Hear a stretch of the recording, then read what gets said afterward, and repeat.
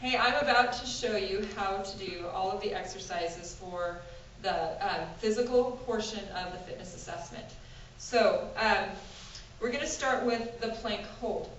And you'll want to have a stopwatch next to you. You're just going to see how long you can hold this plank. You're going to come down to your mat. I like to have my feet off the mat so the mat doesn't stretch out, and the mat is just for my elbows. Okay? You're going to place your elbows right underneath your shoulders, lift those knees up, and hold. Rock forward a little bit on those toes, relax the fingertips. Okay?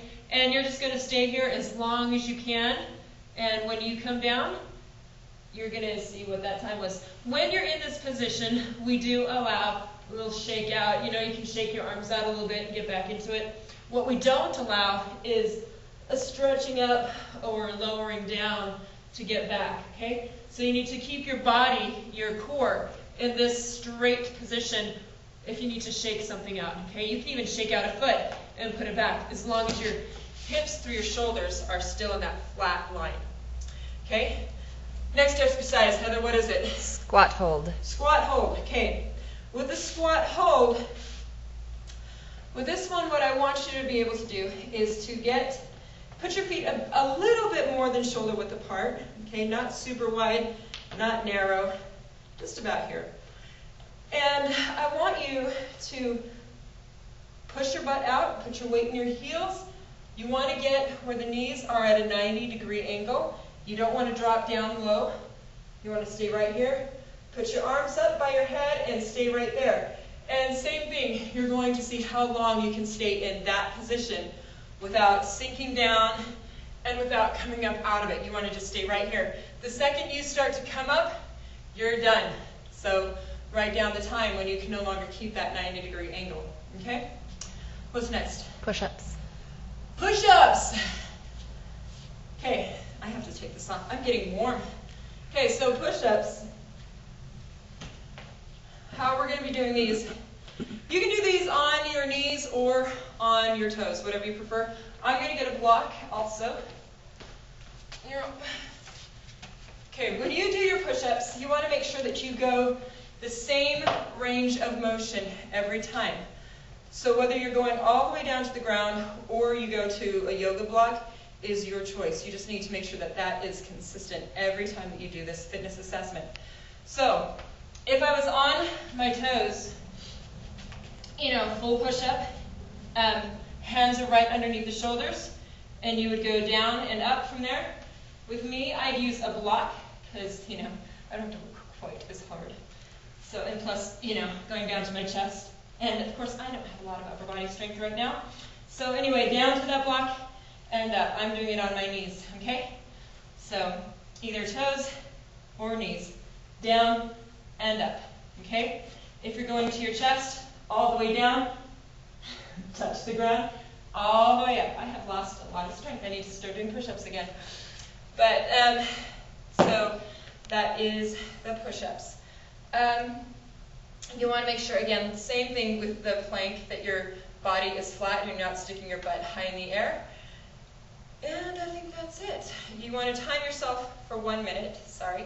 Time yourself for 1 minute and see how many you can do in 1 minute. Okay? What's next? Jump rope. Jump rope. Okay, jump rope. This is one of those that you're going to be setting a timer for 1 minute and seeing how many you can do in a minute.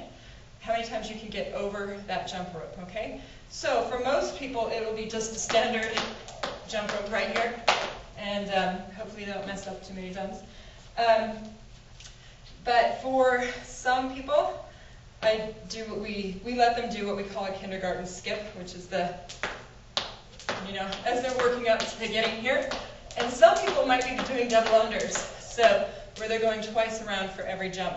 And so if they're doing double unders, they can actually count 1, 2, 3, 4, 5, 6, you know.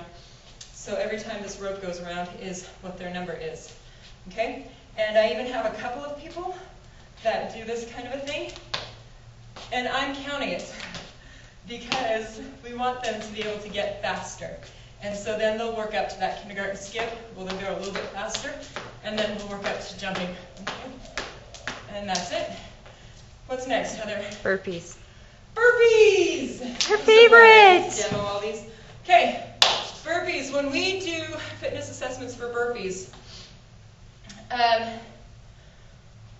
we want them to go all the way down to the ground. Everything hits the ground. Chest, abs, thighs, everything touches. So they go down in that squat position. And actually, if they have knee traumas, a tip I learned is to put your hands in between your knees, and it actually is better on those knees. And then step or jump those feet back, go all the way down. It does not have to be a pretty push-up, so everything is touching, see? And then it all comes back up, and then bring those legs back in and jump up. Okay? So that's the full burpee. Modified version is just to have them do it on a chair. Put their hands on a chair, jump or step back, come up. And I put notes on the fitness assessment form if they're jumping or not, okay? So that they do it the same way every time. Or if they add a jump and are doing less. So maybe last week they did 8 burpees, but they didn't jump. This week they did 7 burpees, but they added a jump.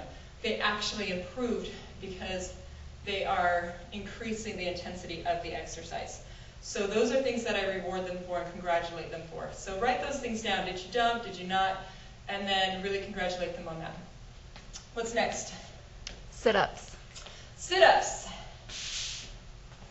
With sit-ups, we actually do a full sit-up. And when I time them, again, this is timed for 1 minute. See how many you can do in 1 minute. I have them start sitting up first, okay? And then when they go down, I have them touch the ground behind them. They need to touch the ground. They come up, they need to touch their shoes every time. I don't care if it's the inside of their shoes, their toes, their heels, or whatever, but they must touch their shoes, okay? So when they do the sit-up and they're touching the ground, if they're touching the ground, you got to remind them to touch their shoes because this place changes. They might be touching out here, they might be touching over here, and that changes the intensity of the exercise. So it has to be their shoes, okay? This doesn't change too much, okay? So down, up, touch your shoes. Down, up, touch, touch, touch, touch. How many can you do in 1 minute? What's next? Mountain climbers. Mountain climbers. All right. With mountain climbers, again, this is one of those exercises that I don't like to have my shoes on the mat because it stretches the mat out. I like to have my shoes off the mat and just use the mat for my hands because, you know, my hands like cushiness, but you can do it on the hard ground. Again, get that plank position, nice flat body. We're going to bring that foot in, keep the toe off the ground. It doesn't touch the ground, it stays off the ground. And back out, in, up.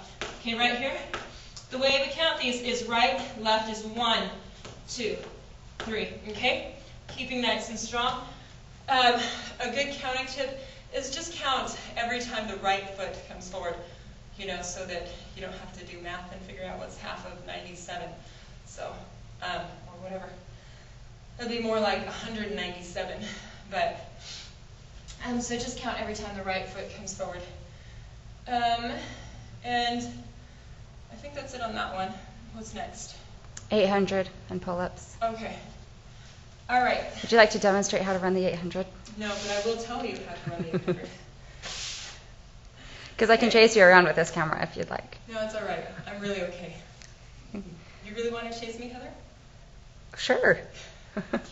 I'd be catching you, though. You wouldn't be running very long. Oh, really? Ooh, challenge! All right. No, so 800. Very simple with the 800. Make sure that you have a stopwatch and that you're seeing how long it takes them to finish an 800-meter run. 800-meter is either 2 laps around the football field. We found a housing tract that is exactly a quarter mile that we have them do it twice. So it's a half a mile. And so if you want to go do a GPS route and track where a half-mile route would be, and just see how long it takes you to finish that amount, that distance, okay? So that's pretty simple. Pull-ups. Pull-ups, okay. Let me grab a chair. Welcome to Phases Studio, the home of Michelle Ennis. Lovely studio. Okay.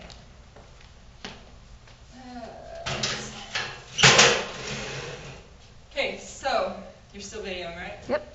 Okay, with pull-ups, now I no longer, well, I don't know if I ever could do an actual really good full pull-up, but anyway, with my elbow injury, I have to be cautious, so I'm not going to be demoing a lot. But if you have people who can do full pull-ups, what we want them to do is, again, be consistent in how they track the way that they do them. So if they're overhand or underhand, you want to write that down, okay? If you have a pull-up tower, you can even go look at that pull-up tower over there. If it's a neutral position, you want to write that down also, because that pull-up tower is a neutral position. And that all changes which muscles are working the most, and so that will affect how many they're capable of doing. So make sure that that is consistent every time. Write notes down on their fitness assessment form. Okay, other options, if somebody, with that full pull-up, another thing that's important is that they go to a straight arm position every time, and that they don't stop and shake it out. They need to have each pull-up be in this position. They can rest at the bottom and then pull back up, and then they need to get their chin over the bar, okay? The chin has to get over the bar for it to count. You can't count it if the bar's here and their head is at the bar level. That doesn't count. Chin has to be over the bar, okay? And they have to go down to full arm, straight arm position, chin over the bar, straight arm position, over the bar. We don't want to count it if they're just going down, half pull-ups. That doesn't count for pull-ups. But what does count, if they haven't been able to get to that full pull-up yet, then we do let them do jump-ups and jump-up negatives, okay?